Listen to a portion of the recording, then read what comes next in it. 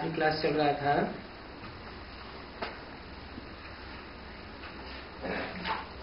4 अगस्त 1967 का।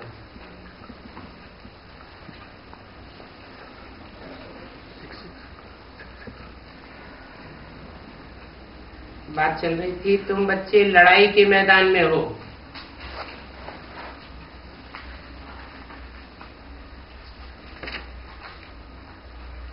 और ये लड़ाई किसके साथ है?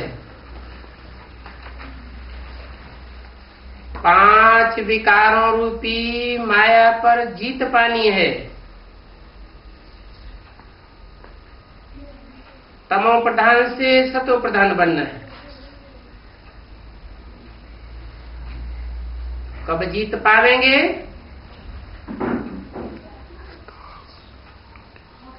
जीत तब पावेंगे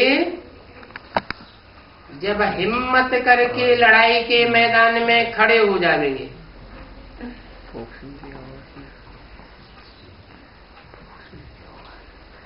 हिम्मत वालों को बाप की मदद मिलती है।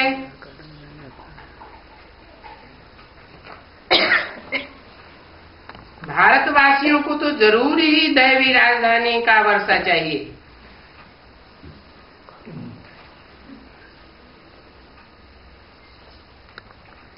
कहां के वासियों को नहीं चाहिए?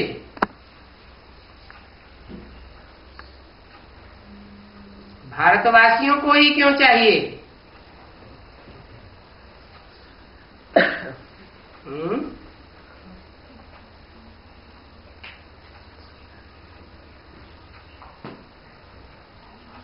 अमेरिका वासियों को नहीं चाहिए? यूरोप वासियों को नहीं चाहिए? यूरोप वासियों ने तो बहुत हिम्मत दिखाई विश्व के ऊपर राज्य करने की। सारे विश्व का वर्षा पाने के लिए हिटलर ने, नेपोलियन ने, मुसोलिनी ने कितनी हिम्मत दिखाई। हिम्मत तो दिखाई, लेकिन उनके साथ बाप नहीं था। देह अहंकार की हिम्मत दिखाई। रूहानी बाप साथ में न होने के कारण रूह की तो पहचान ही नहीं थी, तो मार काट मचाई दी। अब हिंसक युद्ध से या बाहुबल से कोई भी विश्व की बादशाही नहीं पा सकता।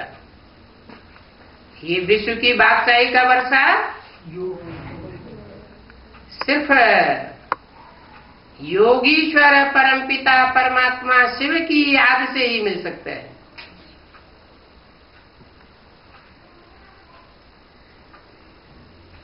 ये याद वर्षा दिलाने वाली है। योग बल से विश्व की बादशाही गाई हुई है। बाहुबल से कोई को भी हिस्ट्री में विश्व की बादशाही मिली नहीं, और असली हिस्ट्री भी किसी के पास नहीं है।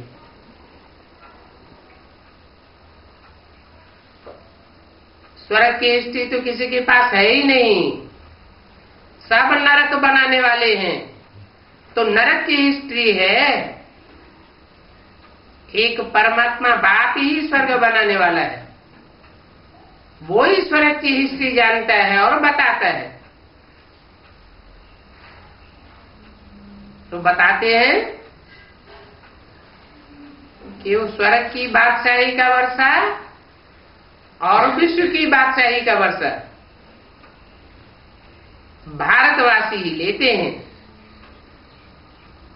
दूसरे विनाशी खंडों के वासी नहीं लेते हैं। भारत ही अविनाशी खंड है। भारत ही क्यों अविनाशी खंड है?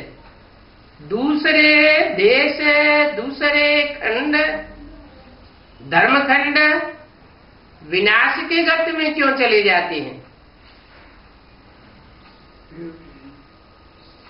क्योंकि अपवित्र हैं। वहां व्यभिचार पनपता है, वहां का कायदा कानून ऐसा है जो मानवीय धर्म पिताओं ने स्थापन किया है। डाइवोर्स की प्रथा भारतवासियों की प्रथा नहीं है। भारतवासी पुनर्जन्म को मानते हैं। जिसके साथ अंजाम एक बार किया तो सारा जीवन उसके साथ निभाना चाहिए। जोड़ना सब जानते हैं, लेकिन निभाना बहुत थोड़ों को आता है। दुनिया की आबादी 500-700 करोड़। उस आबादी में से थोड़े से भारतवासी निकलते हैं जो प्रीति की रीति को निभाते हैं। भगवान बाप आकर के सच्ची प्रीति की रीति बताते हैं और कहते हैं कि भारतवासियों को ही वो वर्षा मिलना है।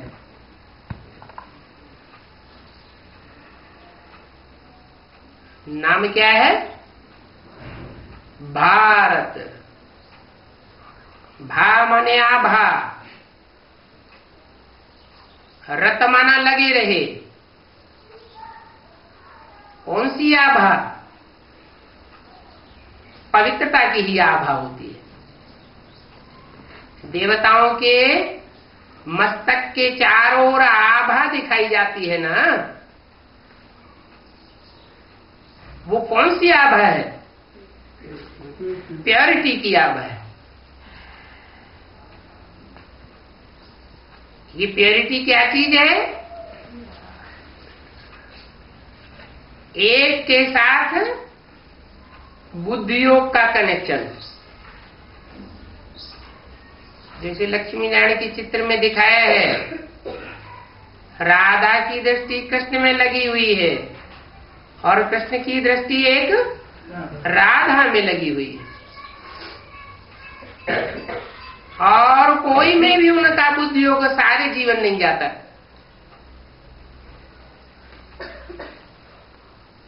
तो ये पवित्रता की पढ़ाई परमात्मा बाप ही आकर के पढ़ाते हैं। और जो भी मनुष्य मात्र गुरु हैं, धर्म पिताएं हैं,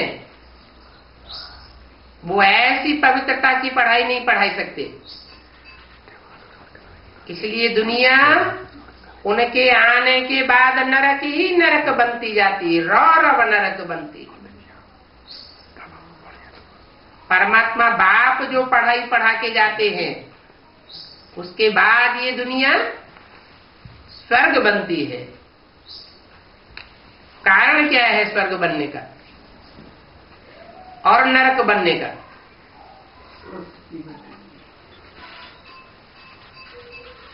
स्वस्थिति में सदा रहने वाला ही स्वर्ग बनाता है। उसे सदा शिव कहा जाता है। उसको अपनी देह नहीं है। 5 तत्वों का उसका पुतला नहीं बनता, इसलिए सदैव स्वस्थिति में रहने वाला है। वो सदाशिव इस सृष्टि पर एक ही बार आकर के ऐसी पढ़ाई पढ़ाता है कि सब मनुष्य मात्र को, जो भी 500-700 करोड़ हैं, आखिर इन सबको मानना पड़ता है कि स्वयं स्थिति से ही उन्नति हो सकती है आत्मा की। पर है 5 तत्व।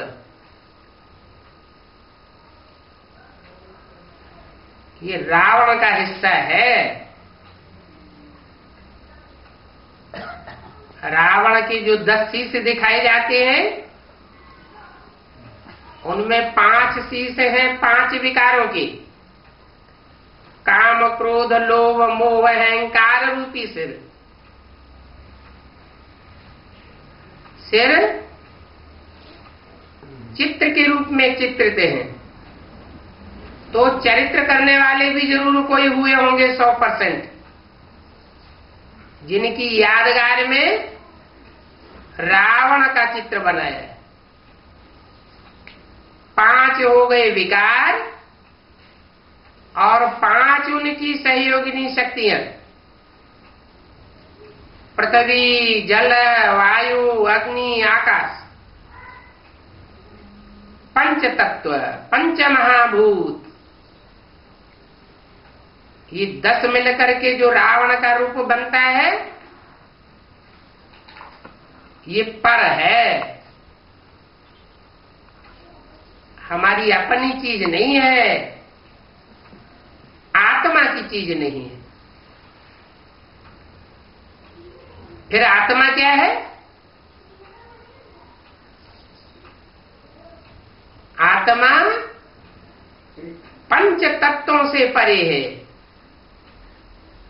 पंच विकारों से पार जब होती है तो आत्मा का असली रूप बनता है।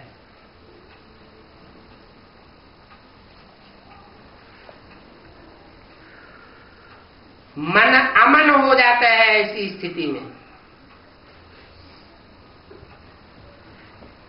इसलिए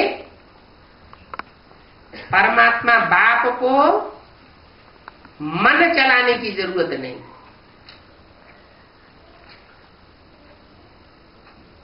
मन अमन है, सोचने की जरूरत नहीं, इसलिए वो असोचता है। असोचता है तो अकर्ता है,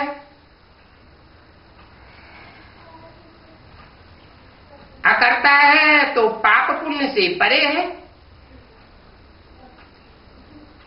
जो सदैव पाप पुण्य से परे है, असोचता है, अकर्ता है, वो जन्म मरण के चक्र से भी छूटा हुआ है सदैव के लिए। अगर वो भी जन्म मरण के चक्र में आता तो और जो भी 500-700 करोड़ मनुष्य आत्माएं हैं, उनको छुड़ाने वाला कोई भी नहीं।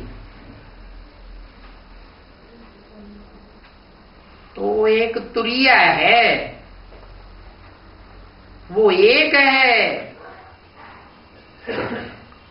और रावण के अनेक रूप हैं। जो एक है वो इस षष्ठी रूपी रंगमंच पर एक में ही आता है मुकर्रर रूप से, और मनुष्यों की बुद्धि में बैठा हुआ है, वो सर्वव्यापी है। ये सर्वव्यापी का ज्ञान भी किसने बैठाया? फाउंडेशन कहां पड़ता है?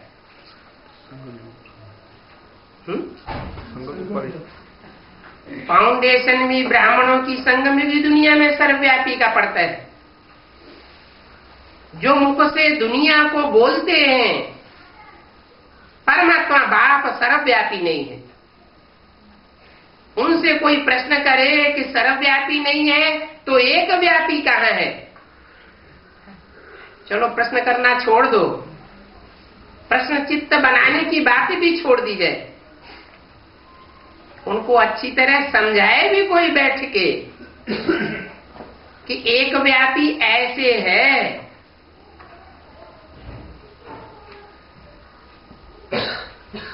भगवान बाप ही आकर के बताते हैं कि एक व्यापी कैसे है, तो सुनने के लिए तैयार नहीं।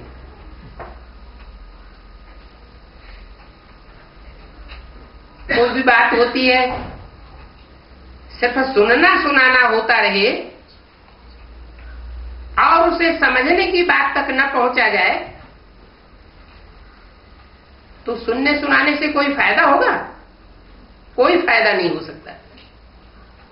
ऐसे ही परमात्मा बाप के बारे में दुनिया तो सिर्फ बोलती है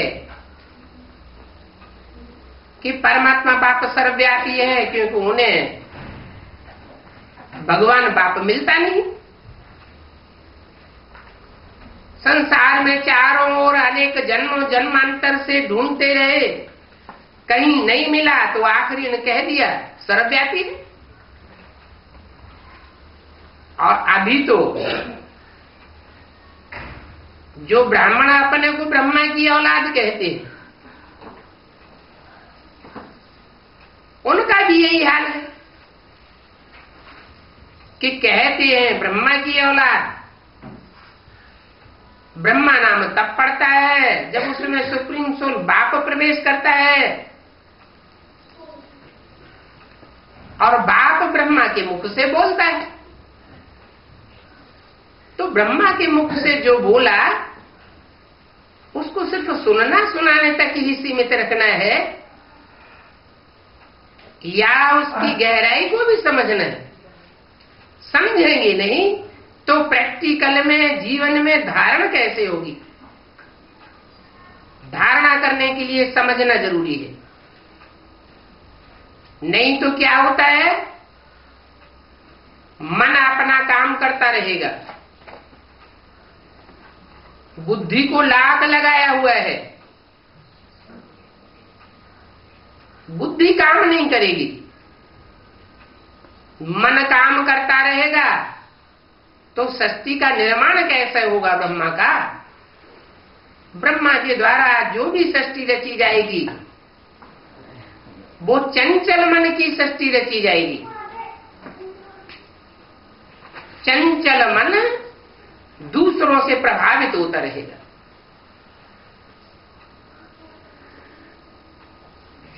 दूसरे धर्म पिताओं से प्रभावित होता रहता है,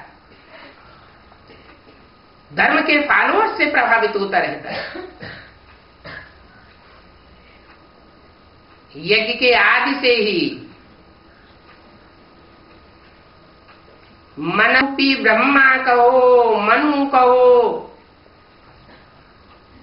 जिसकी औलाद मनुष्य कहे जाते हैं, वो सुनने सुनाने का कार्य होता रहा। सिर्फ सुनना और दूसरों को सुनाना, झांझ मृदंग बजे मजीरा बजाना,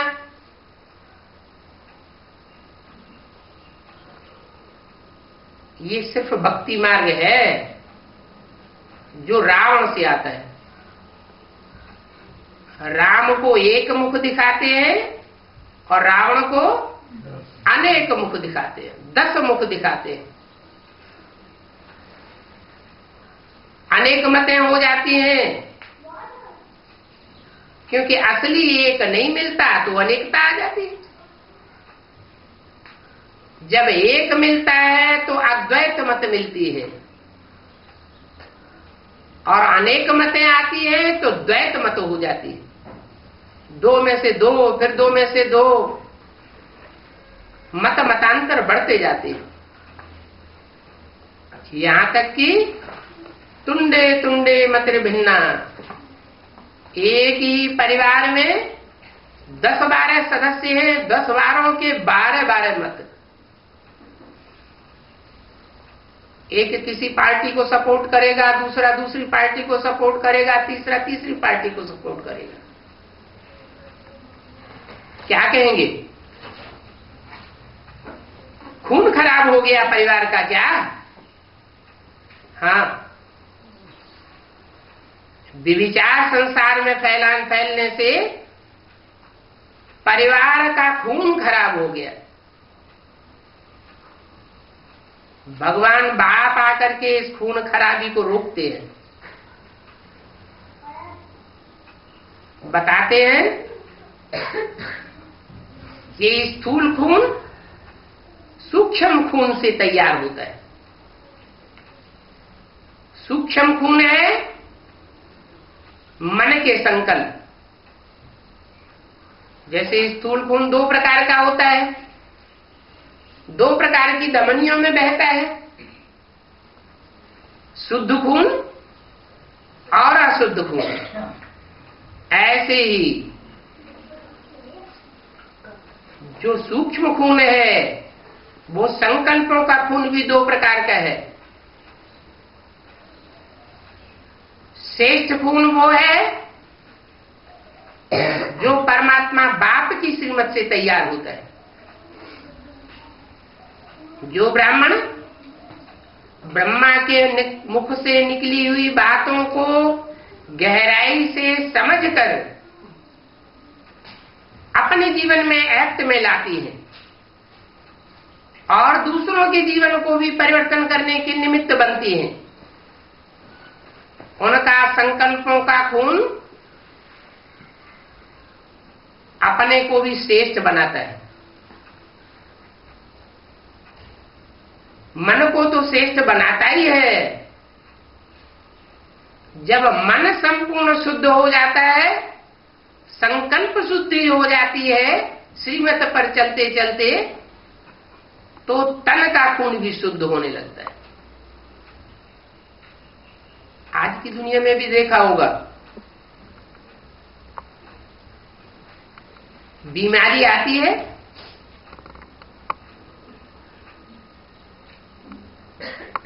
तो जिसका मन प्रसन्न रहता है बीमारी जल्दी चली जाती है, और जिसका मन दुखी रहता है उसको बीमारी खत्म कर देती है।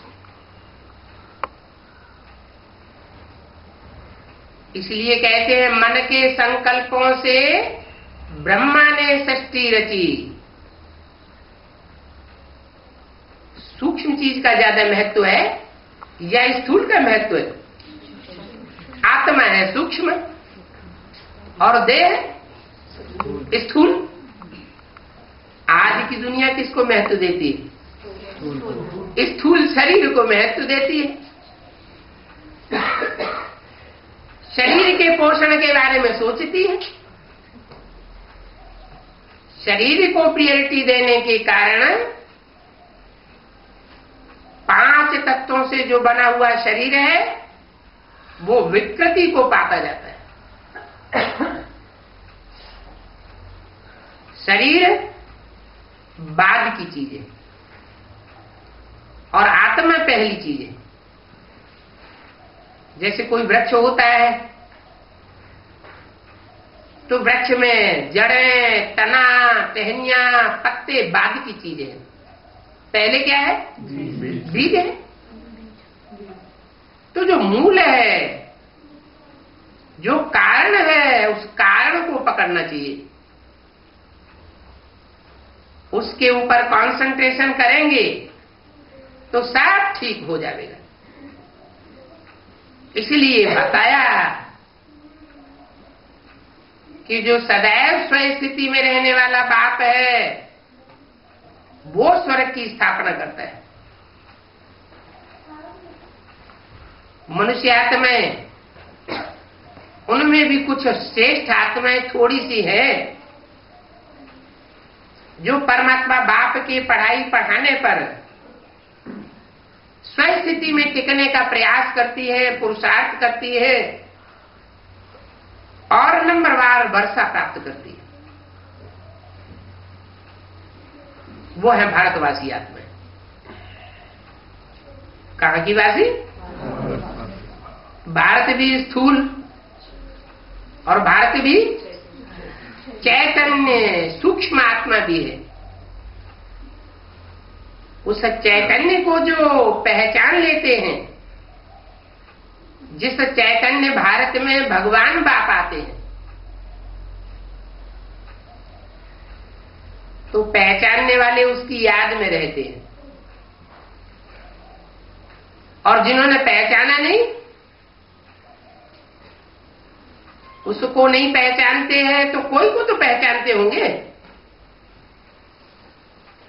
63 जन्मों में जिससे प्रभावित होते रहे उसको पहचानते हैं। कोई किसी धर्म से प्रभावित हुए, कोई किसी धर्म से प्रभावित हुए, हिंदू ही हमेशा कन्वर्ट होकर के दूसरे धर्मों में जाते रहे। तो जिनमें ऐसे ऐसे संस्कार भरे हुए हैं जन्म जन्मांतर के, दूसरों से प्रभावित होने के, उनका ईश्वरीय वर्षा कट हो जाता है। ईश्वर से जो संपन्न प्राप्ति होनी चाहिए वो प्राप्ति नहीं कर पाते। अभी बाप कहते हैं मामेकम याद करो। कोई जूदम धर्म पिता या धर्म गुरु या मनुष्य मात्र को याद न करो, सब ठगत हैं, ठगने वाले हैं A to Z। क्यों? क्योंकि सृष्टि पर जो भी मनुष्य मात्र हैं जन्म मरण के चक्र में आने वाले, वो सब देहधारी,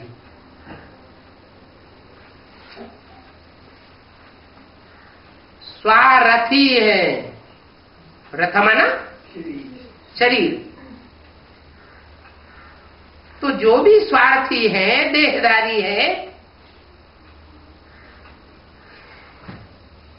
वो सबका कल्याण कर ही नहीं सकते, अपना भी कल्याण नहीं कर सकते। इसलिए मैं कहता हूं मामेकम याद करो। मामेकम का मतलब ये नहीं है कि सुप्रीम सोल ज्योति बिंदु को ही याद करो।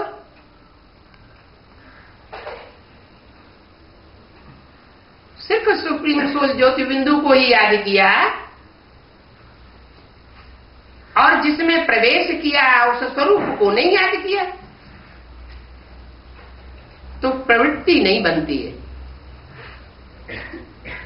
भगवान बाप कहते हैं मैं तो प्रवृत्ति मार्ग की दुनिया स्थापन करने आता हूं। प्रवृत्ति में रहते तुमको निवृत्त रूप में रहना सिखाता हूं।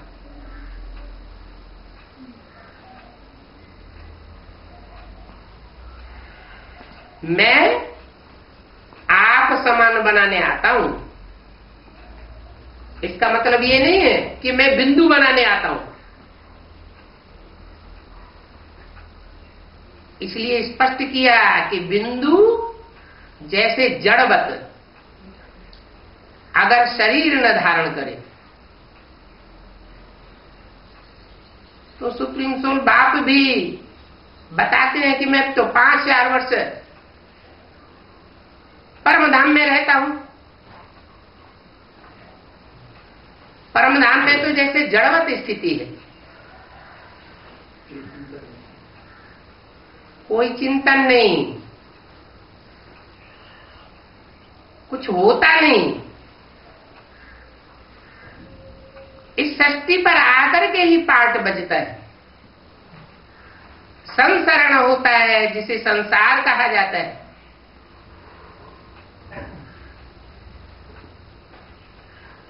और ये सृष्टि दो के द्वारा कंट्रोल्ड होती है।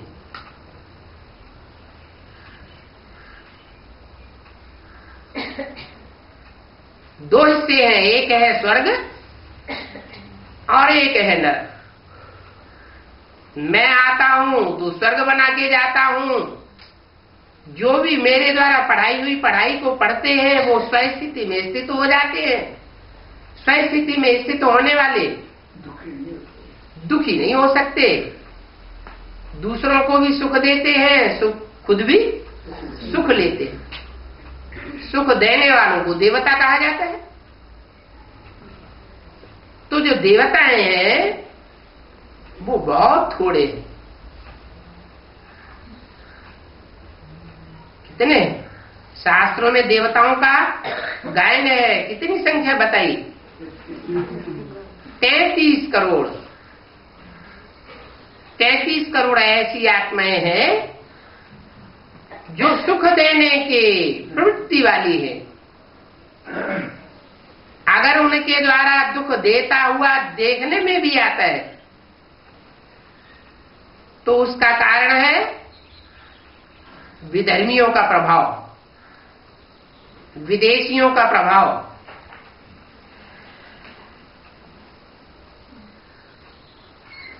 स्वचिंतन को भूल जाते हैं, स्वस्थिति को भूल जाते हैं, तब ऐसा होता है। तो मूल बात बताते हैं कि भारतवासियों को जो मैं आकर के वर्षा देता हूं, उस वर्षे की प्राप्ति का मूल है स्वस्थिति। स्वस्थिति में टिकेंगे तो अपने लिए स्वर्ग का निर्माण करेंगे। पर का चिंतन करेंगे। पर माना 5 तत्व।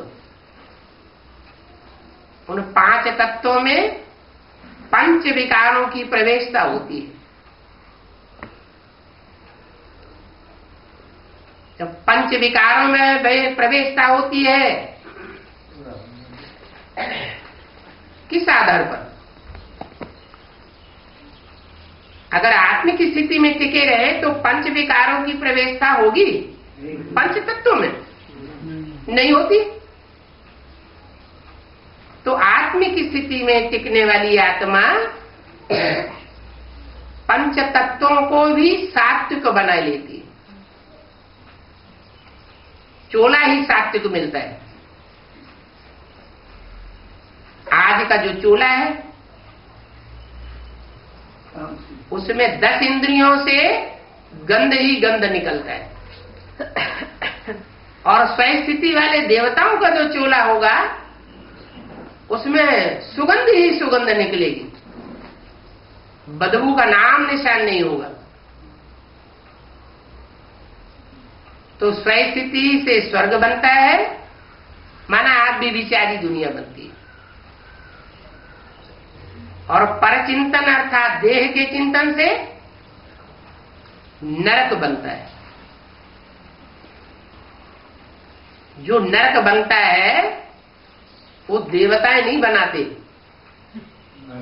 भगवान नरक नहीं बनाता। जो नर है, जो मनुष्य है, मन को चलाने वाला है, वो नरक बनाता है। तो भगवान बाप आकर के सिखाते हैं मन मना भव। मेरे मन के अंदर कोई संकल्प नहीं चलता, निराकारी स्टेज वाला हूं, निसंकल्पी स्टेज वाला हूं। तो तुम भी ऐसी ही प्रैक्टिस करो। क्या करो?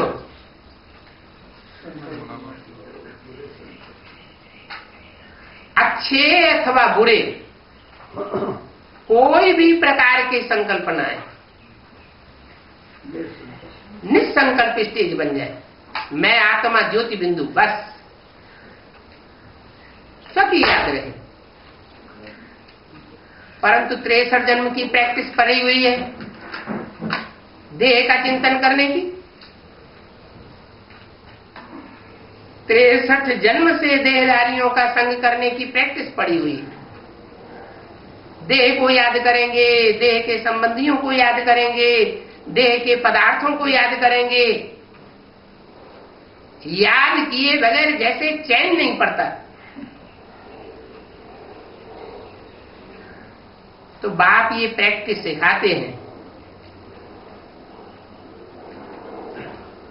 अगर विश्व की बादशाही का वर्षा लेना है, स्वर्ग की बादशाही का वर्षा लेना है, तो स्व स्थिति में टिकना पड़े। स्व है आत्मा।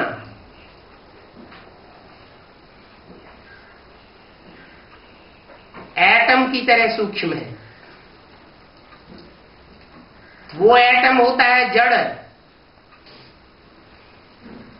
जड़ में उतनी पावर नहीं है, और ये आत्मा है सूक्ष्म और चैतन्य। इसकी स्मृति में टिकेंगे तो 63 जन्म जो पुरुषार्थ करते आए ऊंच उठने का, वो एक ही जन्म में ये पुरुषार्थ ऊंचा उठा देगा। नर को नारायण बनाने वाला पुरुषार्थ है। ये मूल बात है पुरुषार्थ की। और कोई तपस्या नहीं बताते हैं। जैसे ऋषि मुनियों के लिए शास्त्रों में लिखा है, एक टांग से खड़े रहते थे, उल्टे खड़े हो जाते थे,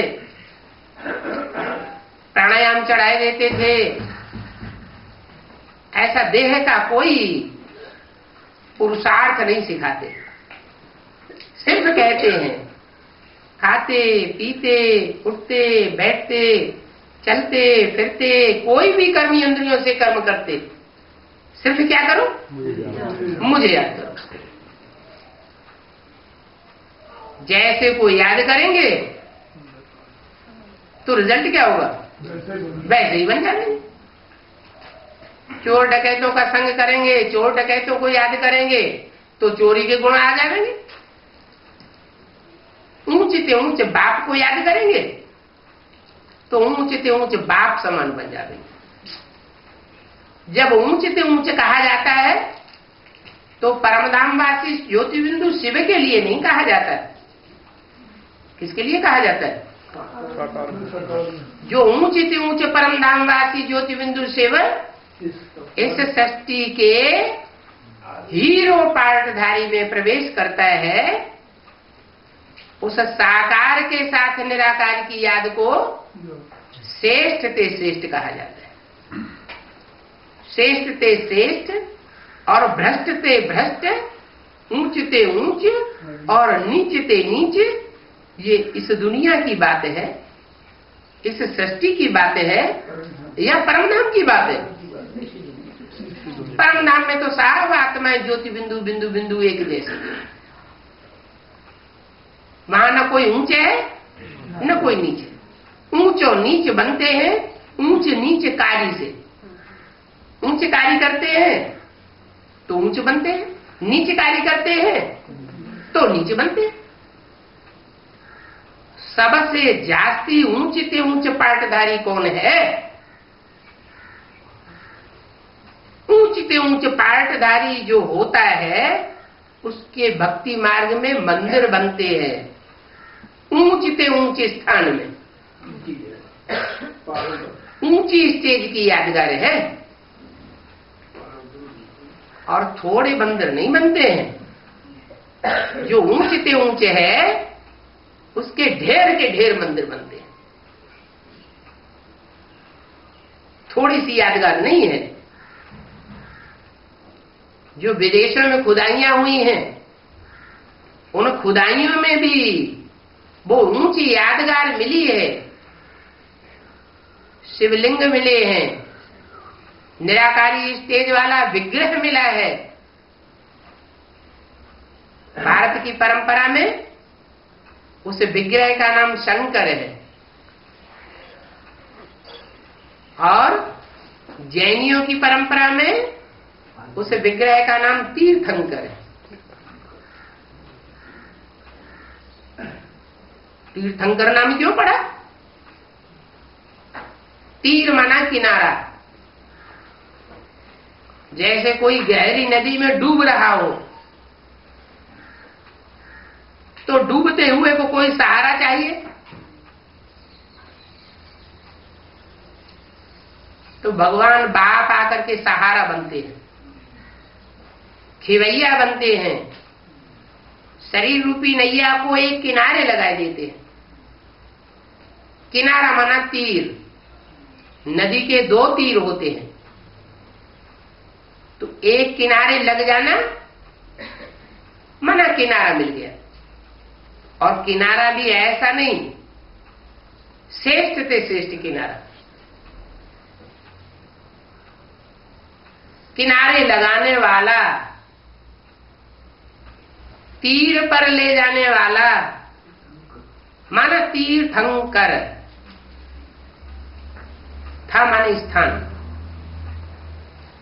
एक ठिकाने मिल जाता है, ठिकाना मिल जाता है, आत्मा को सुकून आ जाता है। जो पाना था सो पा लिया। ऐसा ठिकाना और दुनिया में कोई मनुष्य मात्र दे नहीं सकता। बुद्धि को ठिकाना मिलता है, मन को ठिकाना मिलता है। मन बुद्धि को ही आत्मा कहा जाता है। आत्मा जब निश्चित ठिकाने पर पहुंच जाती है तो सुकून अनुभव करती है। सकून अनुभव करने से पुरुषार्थ अच्छा होता है। बुद्धि में सिर्फ बैठना चाहिए कि जो रास्ता हमको पाना था वो अब हमने पा लिया। रास्ता बताने वाला जो ऊंचे से ऊंचे चाहिए था, जिसकी आस थी जन्म जन्मांतर से, वो मिल गया। ऐसे जो निश्चय बुद्धि हो जाते हैं, वो निश्चय बुद्धि की निशानी क्या होती है? निश्चय बुद्धि विजयते, किस आधार पर विजयी होते हैं? निश्चिंत हो जाते हैं कि हमें ठिकाना मिल गया। जो जितना निश्चिंत आत्मा बनती है, चिंता रहित बनती है, वो निसंकल्प होती है। अगर चिंतन चलता भी है तो अपनी देह के बारे में कोई चिंतन नहीं, देह के संबंधियों के बारे में भी चिंतन नहीं चलेगा। क्यों? क्योंकि आत्मा एक परमात्मा बाप की बन गई। देह के संबंधियों की नहीं है। अब किसकी बन गई? एक परमात्मा बाप की बन गई। तो चिंतन किसका चलेगा? एक बाप का चिंतन चलेगा, और बाप का जो कार्य है उस कार्य का चिंतन चलेगा। देह के संबंधियों की तरफ बुद्धि दौड़ नहीं सकती। अगर दौड़ती है तो इससे साबित होता है कि विश्व पिता के बच्चे अभी नहीं बने, लिमिटेड हैं, लिमिट में बंधे हुए हैं। देह और देह के उत्पन्न होने का स्थान, जहां देह पली है, वो भी अगर याद आता है तो उससे भी क्या साबित होता है? विदेही बाप के बने हैं या देहदारी बाप के हैं? अभी तक भी देहदारी बाप के हैं। नहीं तो बाप का जो ज्ञान है वो सारे विश्व के लिए, विश्व पिता है, सारे विश्व का कल्याण करने वाला है। तो विश्व पिता के बच्चे भी कैसे होंगे? सारे विश्व के लिए सोचने वाले होंगे, मनन चिंतन मंथन करने वाले होंगे। अपनी देह और देह के संबंधियों, देह के पदार्थों और देह के स्थान को देखने वाले नहीं होंगे। देखते हुए भी नहीं देखेंगे, सुनते हुए भी नहीं सुनेंगे। जैसे सारी दुनिया को देखेंगे वैसे उनको भी देखेंगे। ऐसे नहीं देह के संबंधियों के लिए प्रायोरिटी देंगे, देह के पदार्थों के लिए प्रायोरिटी देंगे, नहीं। जैसे सब जीते हैं वैसे हमें भी जीने का हक है। किसी बात में स्पेशलिटी नहीं चाहिए। भगवान बाप के बच्चे, जगन्नाथ के बच्चे हैं या श्रीनाथ के बच्चे? जगन्नाथ के बच्चे। जगतनाथ माना जिसने सारे जगत का पालन पोषण किया, उसके बच्चे। श्रीनाथ के बच्चे नहीं सिर्फ। श्रेष्ठनाथ कौन? श्रीनाथ कहा जाता है कृष्ण को, और जगन्नाथ कहा जाता है राम को।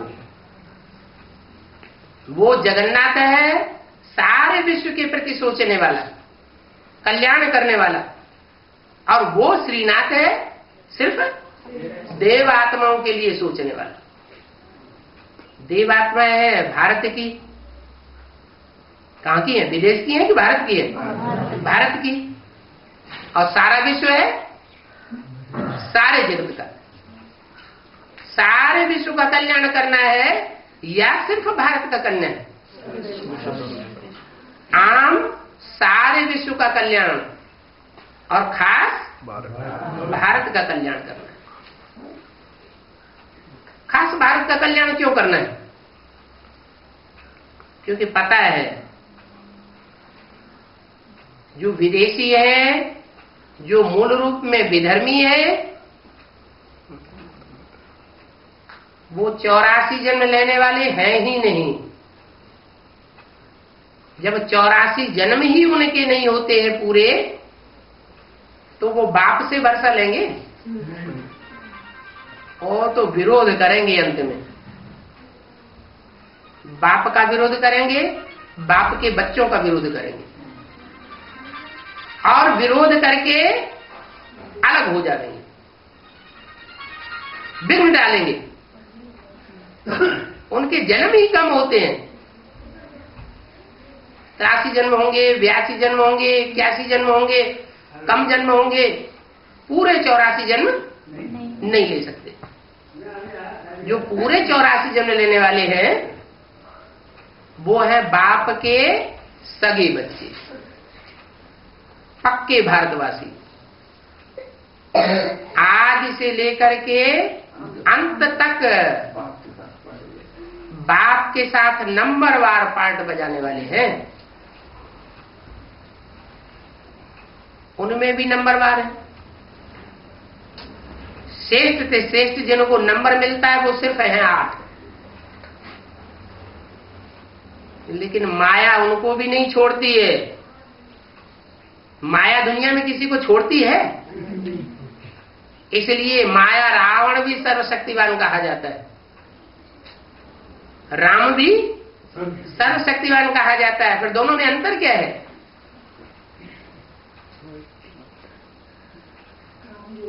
रावण सर्वशक्तिवान होते हुए भी रुलाने का निमित्त बनता है, रोने वाली दुनिया बनाता है, और राम रमण करने वाली दुनिया बनाता है, खेल खिलाता है, खुश करता है, प्रसन्न करने वाला बनता है, कराने वाला बनता है। वो सुख की दुनिया बनाता है और वो दुख की दुनिया बनाता है। द्वापर के आदि से ही रावण राज्य शुरू होता है। जब से द्वैतवाद शुरू हुआ, द्वापर शुरू हुआ, तो द्वापर में इतना दुख था क्या जितना कलयुग के अंत में होता है? द्वापर के आदि में भी बहुत सुख था। उस समय जो शास्त्र लिखे गए थे वो भी सात्विक स्टेज वाले थे, उनमें सच्चाई थी। ज्यों ज्यों रावण राज्य बढ़ता गया, रावण का प्रभाव बढ़ता गया, सत्ता बढ़ती गई, वैसे वैसे दुनिया में दुख दर्द भी बढ़ता गया। राम सिर्फ एक जन्म के लिए आते हैं और रावण 63 जन्म प्रयास करता है, फिर भी दुख की दुनिया, रोने की दुनिया बढ़ती चली जाती है। और राम एक जन्म के लिए आता है। एक जन्म के लिए भी आकर के ज्यों ज्यों ज्ञान बुद्धि में बैठता जाता है, ज्ञान माना ज्यों ज्यों पहचान बाप की बुद्धि में बैठती जाती है, क्यों त्यों आत्मा सुखी अनुभव करना जाता है। भले बैंक में बैलेंस न हो, तन बीमारियों से भरा पूरा हो, फिर भी मन शांत अनुभव करता है, प्राप्ति का अनुभव करता है। करते करते करते एक ऐसी स्टेज आती है जहां मन अमन हो जाता है, बाप समान स्टेज को प्राप्त कर लेता है। जैसे बाप असोचता है, कौन सा बाप? आत्माओं का बाप। आत्माओं का बाप मनुष्यों के बाप में आता है। जिसमें आता है उसको सबसे पहले आप समान बनाता है। सबसे जास्ती संकरण किसको लगेगा? जिसमें पहले प्रवेश करेगा, मुकर्रर रूप में प्रवेश करेगा, उसको संकरंग भी जास्ती लगेगा। संकरंग जास्ती लगेगा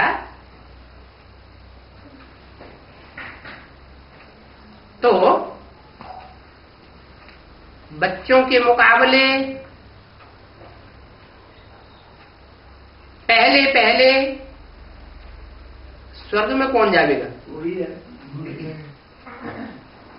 शरीर से जावेगा या मन बुद्धि आत्मा से जावेगा? मन बुद्धि आत्मा से जावेगा। शरीर से क्यों नहीं जावेगा? पहले क्योंकि वो बाप है। बाप की ड्यूटी है, घर में आग लगे तो पहले अपनी रचना का बचाव करे, अपने देह के चिंतन में न जाए। आत्मा का बचाव करेगा तो देह का बचाव होगा। आत्म की स्थिति में रहने वालों का बचाव करेगा तो स्वर्ग बनेगा। देहवान में जो रहने वाले हैं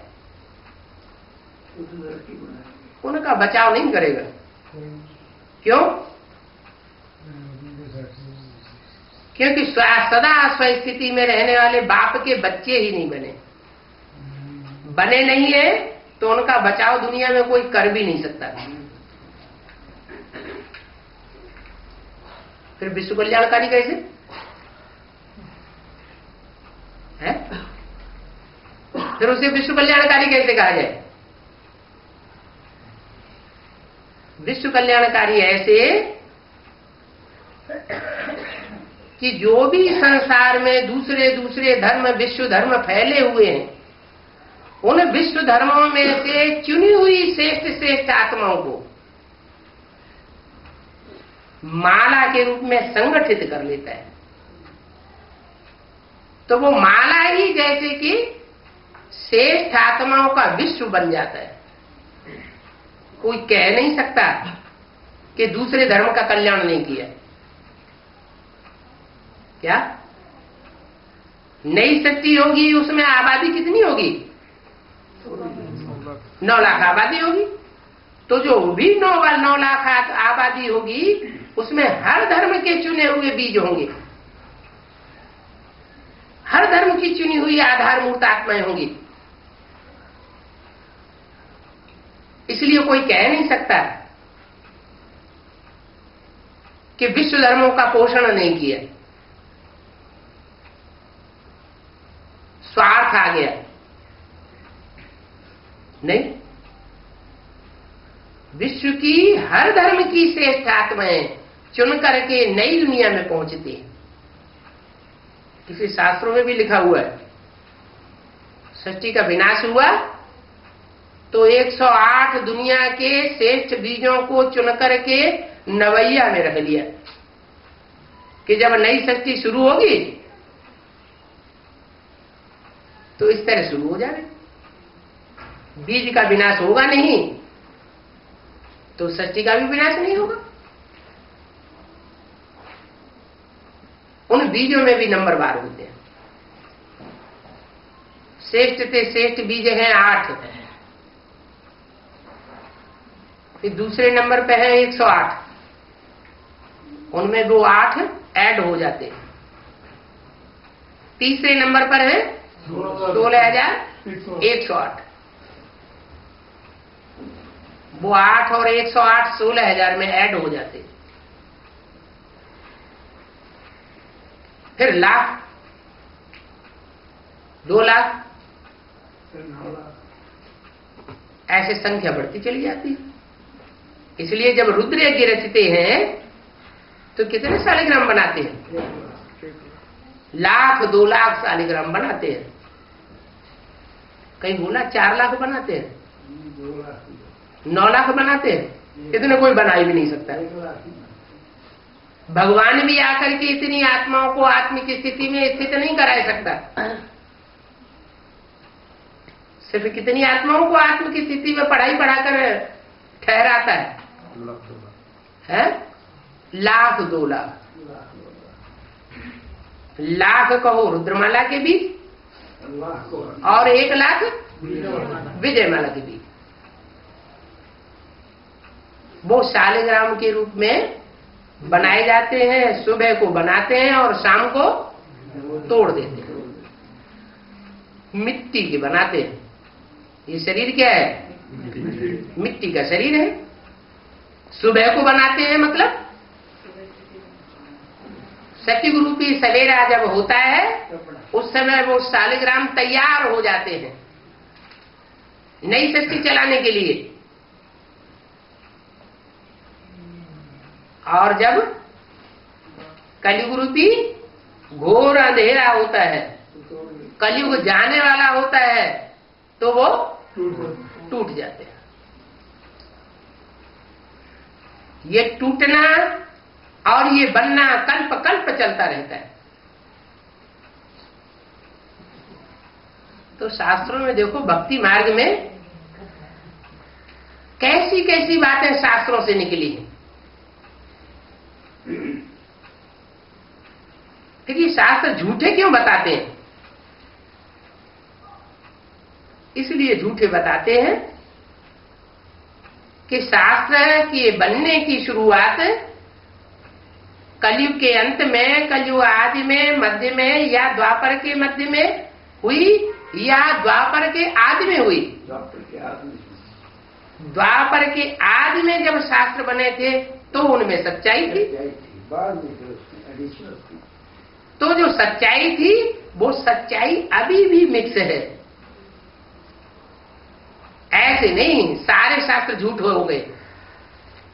बाद में जो भी मनुष्य मात्र आए, विद्वान पंडित आचार्य आए, वो सब विकारी बुद्धि आए और उन विकारी बुद्धियों ने उन शास्त्रों का इंटरप्रिटेशन करना द्वापर से ही आरंभ कर दिया था। इसलिए वो मिक्स होता गया। असली चीज भूसे में दाने के मुआफिक रह गई। अब उस भूसे में से वो दाना निकालना कौन निकालेगा? वो एक बाप आते हैं तो बताते हैं कि मैं इन शास्त्रों का सार आकर के बताता हूं। तुम बच्चे चाहो तो जो मुख्य मुख्य शास्त्र हैं, गीता, भागवत, महाभारत, रामायण, इनसे टैली कर सकते हो। करने की तुमको जरूरत नहीं है। हाल तुम दिमाग पच्ची करो। सारी पढ़ाई तो बाप खुद बैठ करके पढ़ाते हैं, तुम्हें माथा खपाने की क्या दरकार। फिर भी कोई अपनी बुद्धिमत्ता दिखाना चाहे या विश्व के कल्याण के लिए या शास्त्रवादियों के कल्याण के लिए जो पक्का ठाने बैठे हैं कि भगवान भी उतर आए, तो भी हम मानेंगे नहीं जब तक शास्त्रों से टैली नहीं होगा। तो उन शास्त्रकारों का भी विचारों का कल्याण करने के लिए कर सकते हो। क्या कर सकते हो? शास्त्रों से टैली कर सकते हो।